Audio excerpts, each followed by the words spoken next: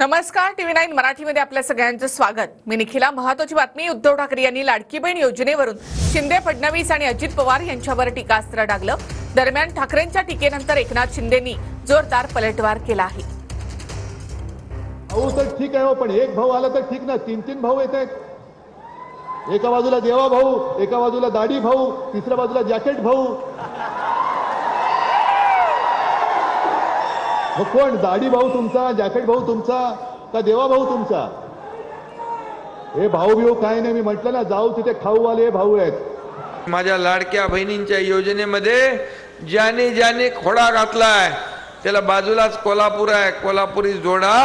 तुम्ही दाखवणार की नाही? दाखवणार की नाही? छत्रपती शिवाजी महाराज पार्क मधील मनसेच्या पोस्टरवर महापालिकेने कारवाई केली आहे। कंदिला पाठोपाठ आता दीपोत्सवाचे पोस्टर सुद्धा पालिकेने हटवले आहे। छत्रपती शिवाजी महाराज पार्क मध्ये मनसेच्या दीपोत्सवाचे आयोजन करण्यात आले होते। त्याच्या सूचना देणारे फलक या ठिकाणी लागले होते। हे फलक देखील आता महापालिकेने काढले आहेत। शिवसेना धनुष्यबाण कोणाचा यावरून ठाकरेंची शिवसेना आणि शिंदेंच्या शिवसेनेमध्ये आरोप प्रत्यारोप सुरू झाले। डोंबिवलीमध्ये राज ठाकरेंनी केलेल्या विधानानंतर दोन्ही शिवसेनेमध्ये वार पलटवार सुरू आहे। शिवसेना पक्ष धनुष्यबाण चिन्ह कुणाचं यावरून ठाकरेंची शिवसेना आणि शिंदेंच्या शिवसेनेमध्ये आरोप प्रत्यारोप। शिवसेना आणि धनुष्यबाण ही बाळासाहेबांची प्रॉपर्टी, एकनाथ शिंदे किंवा उद्धव ठाकरेंची नाही, राज ठाकरेंचं वक्तव्य। अहो, ते नाव आहे ना शिवसेना नावाचं, शिवसेना। आणि तो जो धनुष्यबाण आहे ना, तो ना त्या उद्धव ठाकरेंची प्रॉपर्टी आहे ना त्या एकनाथ शिंदेची प्रॉपर्टी, ती बाळासाहेब ठाकरेंची प्रॉपर्टी आहे।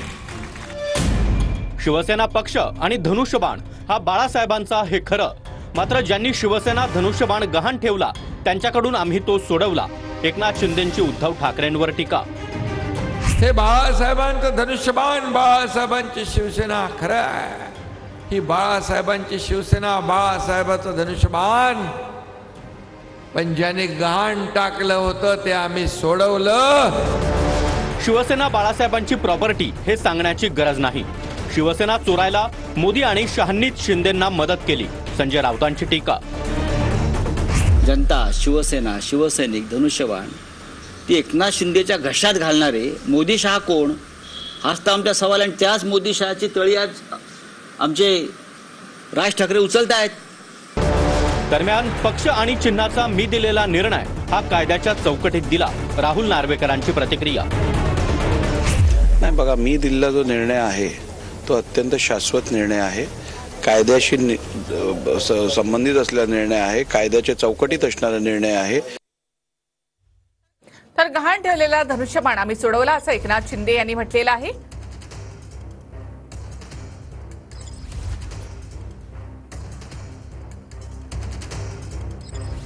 बाळासाहेबांनी ज्यांच्या डोक्यावरती हात ठेवला तो आमचा नेता असं आम्ही समजतो।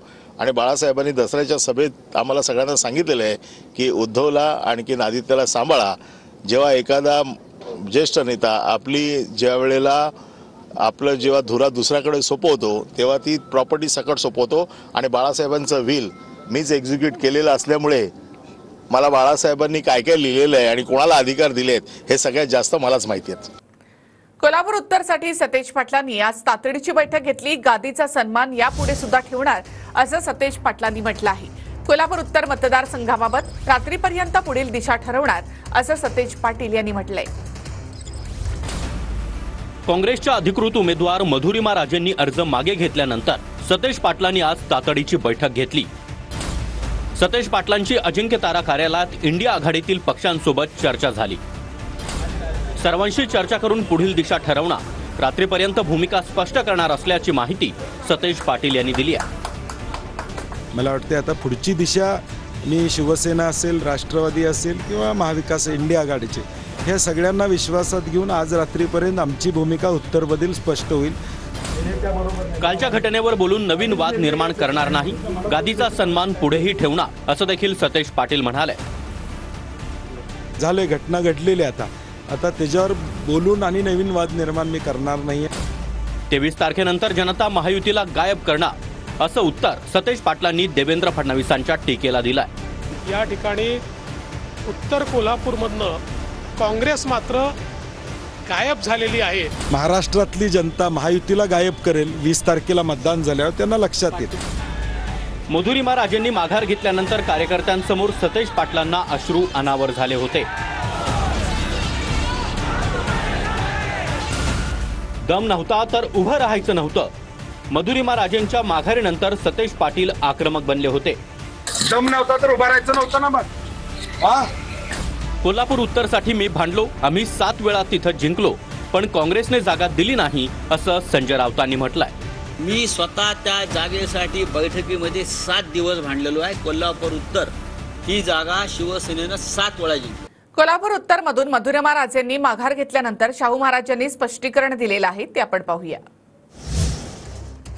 मधुरिमा राजेंच्या माघारीवर शाहू महाराज छत्रपतींचं स्पष्टीकरण. सामान्य कार्यकर्त्यांच्या सन्मानासाठीच मधुरिमा राजे छत्रपतींनी माघार घेतली. खासदार छत्रपती शाहू महाराजांकडून पत्रकाद्वारे स्पष्टीकरण. सामान्य कार्यकर्त्याला नाराज करून निवडणूक लढवणं मान्य नाही. एकाच कुटुंबात 2 पदं नको ही पहिल्यापासून आमची भूमिका. लाटकरांनी माघार घेतली तर निवडणूक लढवायची हे आधीच ठरलं होतं असं शाहू महाराजांनी म्हटलंय. राजेश लाटकर काँग्रेस विचारांचे, त्यांच्या विजयासाठी आम्ही प्रयत्न करणार असं देखील शाहू महाराज यांनी म्हटलंय. सतेज पाटलांनी छत्रपती घराण्याचा अपमान केला नाही, विरोधकांकडून कांगावा केला जातोय असं देखील शाहू महाराजांनी स्पष्ट केलंय. मधुरिमा राजेंच्या माघारीनंतर मी राजीनामा देणार अशा अफवा आहेत असं स्पष्टीकरण सुद्धा शाहू महाराज यांनी दिलंय. शरद पवार यांनी संसदीय राजकारणामधून निवृत्तीचे संकेत दिले आहेत. पुन्हा राज्यसभेवर जायचं की नाही याचा विचार करणार असल्याचं शरद पवार यांनी म्हटलंय. मी खात्री एवढीच देऊ इच्छितो, मी सत्तेमध्ये नाही, राज्यसभेत आहे आणि अजून माझं 1.5 वर्ष आहे. त्या 1.5 वर्षाच्या नंतर पुन्हा आता राज्यसभेत जायचं का नाही याचा विचार मला करावा लागेल. लोकसभा मी लढणार नाही, कसलीच निवडणूक लढणार नाही. किती निवडणुका करायच्या? आत्तापर्यंत 14 निवडणुका केल्या आणि तुम्ही असे लोकात एकदाही घरी पाठवलं नाही. दरवेळी निवडूनच देत आहे आणि दरवेळी निवडून देत आहे. त्यामुळे कुठं थांबलं पाहिजे, नवी फेरी आणली पाहिजे हे सूत्र घेऊन मी कामाला लागले. बारामतीमध्ये अजित पवारांनी 25 ते 30 वर्ष काम केलं. आता पुढच्या 30 वर्षांचं काम करणारं नेतृत्व तयार करायचं आहे असं विधान शरद पवारांनी बारामतीमध्ये प्रचार सभेत केलंय. सगळी सत्ता ही अजितदादांच्या हातात दिली आणि निर्णय तुम्ही घ्यायचा आणि त्यांनी 25 ते 30 वर्ष हे काम या ठिकाणी केलं. त्याच्याबद्दल माझ्या मनात कुठल्या प्रकारची तक्रार नाही. आता पुढची तयारी करायची का नाही? आता पुढची तयारी करायची असेल तर पुढचं 30 वर्षाचं काम करणारं नेतृत्व इथं तयार करण्याची आवश्यकता आहे. त्यामधून आता आम्ही तुम्हाला नवीन नेतृत्व या ठिकाणी तयार करायचं या हेतूनं आज या ठिकाणी ही तरुणाची उमेदवारी दिली. नाशिकच्या देवळाली मतदारसंघात महायुतीमध्ये बंडखोरी झाली आहे. शिंदेंच्या शिवसेनेच्या राजश्री अहिरराव यांनी बंडखोरी केली. देवळालीमधून दादांच्या राष्ट्रवादीच्या सरोज अहिरे यांना अधिकृत उमेदवारी देण्यात आली आहे.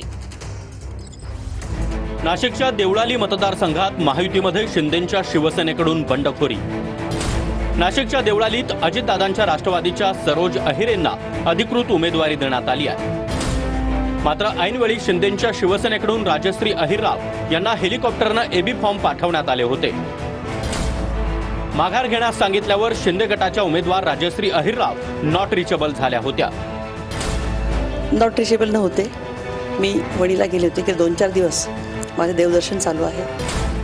राजश्री अहिरराव यांचा एबी फॉर्म अधिकृत नसल्याचं नंतर शिंदे गटानं पत्र पाठवलं होतं. काल दिवसभर ज्या काही घडामोडी घडल्या त्यात आयोगाचं मला अजून काही चालेल नाही आहे किंवा आमचे रिटर्निंग ऑफिसर त्यांच्याकडचे मला काही पत्र वगैरे नाही आहे आणि पक्ष मला जो आदेश देईल त्याप्रमाणे मी पुढे जाईल. एकनाथ शिंदे जो आदेश देतील तो मी पाळणार. शिंदे गटाच्या राजश्री अहिरराव यांच्याकडून भूमिका स्पष्ट. उमेदवारी अर्ज मागे घेण्याच्या दिवशी राजश्री अहिरराव पळून गेल्या. 23 तारखेला त्यांचं नाटक समोर येईल. सरोज अहिरेंची राजश्री अहिरराव यांच्यावर टीका.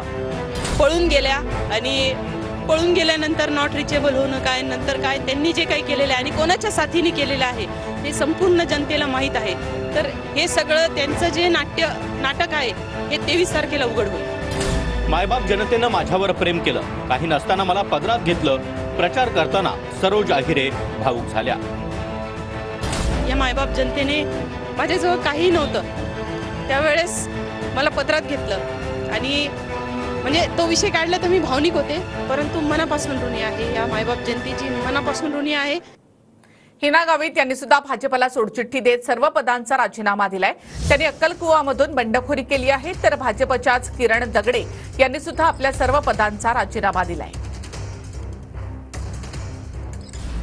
महाराष्ट्राच्या अनेक मतदारसंघात महायुतीमध्ये भाजप नेत्यांकडून बंडखोरी झाली आहे. महायुतीमध्ये बंडखोरी केलेल्या नेत्यांचे राजीनामे भाजपनं मागितले. भाजपच्या माजी खासदार हिना गावित यांनी सर्व पदांचा राजीनामा दिलाय. हिना गावितांनी अक्कलकुवा मतदारसंघामधून बंडखोरी केली आहे. शिवसेनेचं जे गद्दारीचं काम नंदुरबारमध्ये सुरू आहे ते थांबलेलं नाही आणि त्यामुळे मलाही आता माझा राजीनामा देण्याशिवाय मला दुसरा काय पर्याय उरलेला नव्हता. भाजपच्या किरण दगडे यांनी देखील सर्व पदांचा राजीनामा दिलाय. भोरमधून किरण दगडे यांनी बंडखोरी केली आहे. गेल्या अनेक वर्ष झालं या 3 तालुक्यामध्ये मी काम करतोय आणि लोकांची अपेक्षा होती मी निवडणूक लढवावी आणि या ठिकाणी जनतेच्या आग्रहाखातर या ठिकाणी मी अपक्ष या ठिकाणी निवडणूक लढवणार आहे. बंडखोरांचे पुढच्या 6 वर्षांपर्यंतचे पक्षाचे दरवाजे बंद करणार आहोत. पुढची कारवाई सुरू असल्याचं चंद्रशेखर बावनकुळे यांनी स्पष्ट केलंय. काही बंडखोरांना आम्ही आज काढतोय, संध्याकाळपर्यंत आम्ही निलंबन करणार आहोत. पुढच्या 6 वर्षाकरता पक्षाचे दरवाजे बंद करणार आहोत. नागपूरमध्ये देवेंद्र फडणवीसांकडून प्रचाराला सुरुवात करण्यात आली आहे. नागपूर दक्षिण पश्चिम मतदारसंघात फडणवीसांची रॅली निघाली आहे. लाडक्या बहिणी या भावाला सर्वाधिक मतांनी निवडून देतील असं फडणवीसांनी म्हटलंय. महायुतीचाच विजय होणार असा दावा सुद्धा त्यांनी केला आहे. आज प्रचाराची सुरुवात मी केलेली आहे. जनतेचा प्रचंड आशीर्वाद या ठिकाणी मला आहे. माझ्या मतदारसंघाने 5 वेळा चढत्या क्रमाने मला मतदान केलेलं आहे. याही वेळी ते तसंच करतील मला विश्वास आहे. अजित पवारांच्या राष्ट्रवादीमधील नवाब मलिक यांना महायुतीमधून विरोध केला जातोय. मलिकांचा प्रचार करणार नाही अशी भूमिका भाजप आणि शिंदेच्या शिवसेनेकडून देखील घेण्यात आली आहे. नवाब मलिकांना मानखुर्द शिवाजीनगरमधून अजितदादांच्या राष्ट्रवादीकडून उमेदवारी. महायुतीच्या नेत्यांचा नवाब मलिकांच्या उमेदवारीला विरोध. नवाब मलिक महायुतीचे उमेदवार नाहीत, आम्ही त्यांचा प्रचार करणार नाही. आशिष शेलार यांच्याकडून भूमिका स्पष्ट. जो उमेदवार शिवसेना चिन्हावर आहे त्याला आम्ही मदत करणार आहोत. त्यामुळे 34 पैकी 34 मतदारसंघ हे जिंकण्याचा, 35 पैकी 35 मतदारसंघ जिंकण्याचा प्रयत्न आमचा असेल. आम्ही नवाब मलिकांचं काम करणार. मानखुर्द शिवाजीनगरमधून शिंदेच्या शिवसेनेचे सुरेश पाटील महायुतीचे अधिकृत उमेदवार. भाजप कोणती भूमिका घेईल माहिती नाही, मात्र आमचा नवाब मलिकांना पाठिंबा नाही, शिरसाट यांचं वक्तव्य. भाजप काय भूमिका घेईल ते त्या पक्षांच्या नेत्यांचं असलेला निर्णय असेल, परंतु आमचा नवाब मलिकाला पाठिंबा नाही. नवाब मलिक आमचे पूर्वीपासून सहकारी आहेत. त्यांच्यावरचे आरोप अजून सिद्ध झाले नाहीत. आम्ही त्यांना उमेदवारी दिली असून आम्ही आमच्या निर्णयावर ठाम आहोत, प्रफुल्ल पटेल यांचं वक्तव्य. नवाब मलिक आमचे पूर्वीपासूनच सहकारी राहिलेले आहेत, मंत्री राहिले आहेत अनेक वेळा. म्हणजे सगळ्या पक्षांमध्ये असे लोक आहे की ज्यांच्या विरोधात काही ना काही कारवाई झालेली आहे. त्यांना आम्ही आता जागा दिलेली आहे आणि कोणाला काही वेगळं वाटत असेल तर ठीक आहे, पण आम्ही आमच्या निर्णयावर कायम आहोत. आणि महत्त्वाची बातमी, भाजपमध्ये ज्या नावांची चर्चा असते तेच मुख्यमंत्री होत नाहीत असं विनोद तावडेंनी म्हटलेलं आहे. भाजपच्या मुख्यमंत्रीपदाच्या चेहऱ्याबाबत विनोद तावडेंनी हे वक्तव्य केलं. माझ्या नावाची चर्चा, मग मी मुख्यमंत्री होणार नाही हे नक्की, असं तावडे म्हणाले. राजस्थान आणि मध्य प्रदेशात तुम्ही पाहिलेलं आहे असं उदाहरण देखील यासाठी विनोद तावडे यांनी दिलं. ज्या नावाची चर्चा होते ते कधी होत नाही, पक्क लक्षात ठेवा. काय काळजी करू नका. तुम्हाला भजनलाल माहिती होते, राजस्थानचे मोहन यादव माहिती होते, ओरिसाचे माहिती होते, त्यामुळे माझ्या नावाची चर्चा झाली ना याचा अर्थ मी नक्की नाही हे ठरवा, बाकी बघू. नासा येईना अंगण वाकडं, भुजबळांनी हेमंत गोडसेंवर टीका केली आहे. हेमंत गोडसेंनी केलेल्या आरोपांचं भुजबळांकडून खंडन करण्यात आलं. तर लोकसभेमध्ये भुजबळांनी पाठीत खंजीर खुपसला असं वक्तव्य गोडसेंनी केलंय. 3 वाजेला मतदान करा असा प्रचार भुजबळांनी केला होता असं गोडसे म्हणाले. लोकसभेला ठाकरे गटाचे राजाभाऊ वाजे यांचा मतदानाचा अनुक्रमांक हा 3 होता. लोकसभेच्या निवडणुकीमध्ये आपण पाहिलं का मग त्यांनी पुन्हा सोबत राहून आपल्या सोबत राहिले आणि काय केलं, हातावर लिहिलं 3 वाजेला मतदान करा. म्हणजे मला असं वाटतं का आपला शिवसैनिक हा समोरून बोलणार आहे, पाठीत खंजीर खुपसणारा नाही. आणि म्हणून निश्चित या संदर्भामध्ये आपल्या जिल्ह्यामध्ये नव्हे तर राज्यामध्ये जे काही अडचणी या ठिकाणी निर्माण झाल्या तर हे भुजबळ परिवाराने या ठिकाणी जिल्ह्यामध्ये तर केल्याच, म्हणजे त्यांच्या त्या मतदारसंघामुळे अख्ख्या 15 मतदारसंघामध्ये अनेक बंडखोर त्या ठिकाणी निर्माण झाले. प्रचार त्यांनी केला. जाऊदेव, नाचता येईना अंगण वाकडं, उपमुख्यमंत्र्यांपासून सगळ्यांचे तपासा ना रेकॉर्ड. मी काही एकटं आहे का? आणि 2009 समीर भुजबळ खासदार होते आणि मी आणि पंकज भुजबळ आमदार होतो. आम्ही तिघे होतो. आणि आता विधानसभेचे वारे महत्वाच्या बातम्या आपण पाहूया. शिवसेना शिंदे गटाचे नेते राजू पारवे यांचा पक्षाला रामराम. शिंदे गटाला सोडचिठ्ठी देत देवेंद्र फडणवीसांच्या निवासस्थानी भाजपमध्ये प्रवेश. उमरेड मतदारसंघातून घेतला होता बंडखोरीचा पवित्रा. धनंजय मुंडेंच्या सख्य मिळवण्याचा महाविकास आघाडीच्या उमेदवाराला पाठिंबा. गंगाखेडमध्ये मधुसूदन केंद्रे हे विशाल पाटील यांना पाठिंबा देणार. रासपचे रत्नाकर गुट्टे यांच्या विरोधात लढत होणार. सोलापूरच्या करमाळ्यामध्ये महायुतीमध्ये बिघाडी होण्याचे संकेत. बीजेपी जिल्हा सरचिटणीस गणेश चिवटे, तालुका अध्यक्ष रामा ठाणेंसह पदाधिकाऱ्यांची बैठक. अपक्ष आमदार संजय मामा शिंदेंचा पाठिंबा देण्याची शक्यता. अहिल्यानगरच्या श्रीरामपूरमध्ये महायुतीमध्ये पेच कायम. नॉट रिचेबल असलेले भाऊसाहेब कांबळे निवडणूक लढवण्यावर ठाम, तर लहू कानडे निवडणुकीच्या रिंगणात. सांगलीमध्ये पुन्हा एकदा महाविकास आघाडीमध्ये सांगली पॅटर्न पाहायला मिळेल. जयश्री पाटील या माझ्याच उमेदवार, त्यांना निवडून द्या, खासदार विशाल पाटील यांचं आवाहन. एक छोटासा ब्रेक आपण इथे घेऊयात, लगेच परत येऊया.